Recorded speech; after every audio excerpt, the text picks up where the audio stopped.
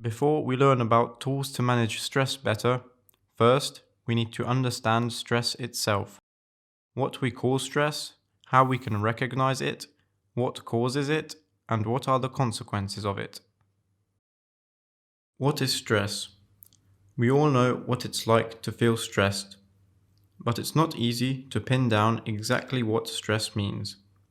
When we say things like, "This is stressful," or "I'm stressed," we might be talking about situations or events that put pressure on us. For example, times where we have lots to do and think about, or don't have much control over what happens. Our reaction to being placed under pressure.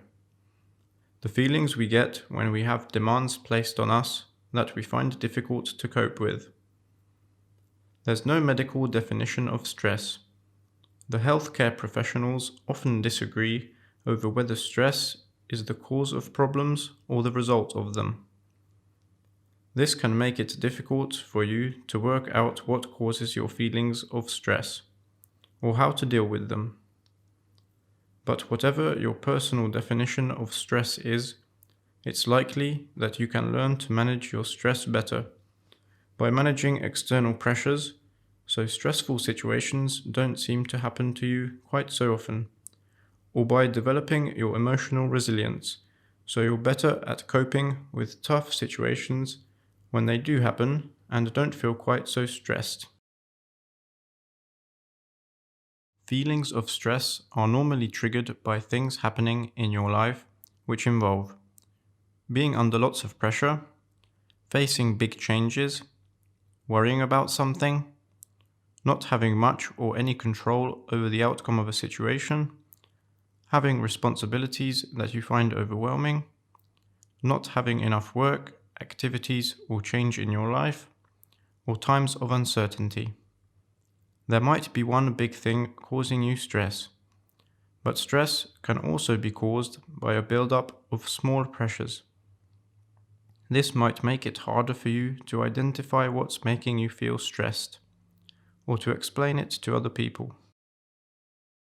Based on their duration, we can talk about acute stresses, recent, single, transient event or situation that challenges or threatens us, and chronic stresses, demanding or distressing events or situations that are continued, do not have an end in sight, go on for months or longer. Based on their severity, we can rate the stressor along a scale from slightly stressful to extremely stressful. Daily hassles, minor everyday inconveniences, deadlines, arguments, rushing, traffic jams can be placed on the lower end, while traumatic life events, for example going through a natural disaster or experiencing severe illness or being physically attacked, can be placed on the higher end of the scale. We can also categorize stresses on their themes, based on the life domains they belong to. Personal. An illness or injury, pregnancy and becoming a parent, organizing a complicated event like a group holiday, everyday tasks such as travel or household chores. Friends and family. Getting married or civil partnered, going through a breakup or getting divorced, difficult relationships with parents, siblings, friends or children, being a career for a friend or relative who needs lots of support. Employment and study. Losing your job, a long-term unemployment, retiring, exams and deadlines, difficult issues at work, starting a new job. Housing. Housing problems such as poor living conditions, lack of security or homelessness, moving house, problems with neighbors. Money. Worries about money or benefits, poverty, debt. Social factors. Experiencing stigma or discrimination, including racism, homophobia. Living in an area with poor access to services such as medical care, green spaces or transport. Living through a stressful community, national or global event like the coronavirus pandemic. Did you know that not only negative events can provoke stress, but positive ones as well? Change, new situations are usually stressful, even if they are positive. Some of the situations are often thought of as happy events. For example, you might feel expected to be happy or excited about getting married or having a baby. But because they can bring big changes or make unusual demands on you, they can still be very stressful.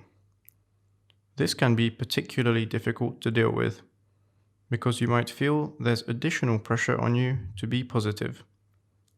Stress is not always a bad thing. Stress is simply the body's response to changes that create taxing demands. There is a difference between eustress, which is a term for positive stress, and distress, which refers to negative stress. In daily life, we often use the term stress to describe negative situations. This leads many people to believe that all stress is bad for you, which is not true.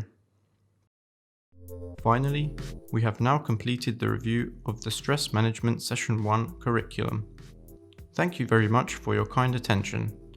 You will find further content in the course material, including exercises and tests,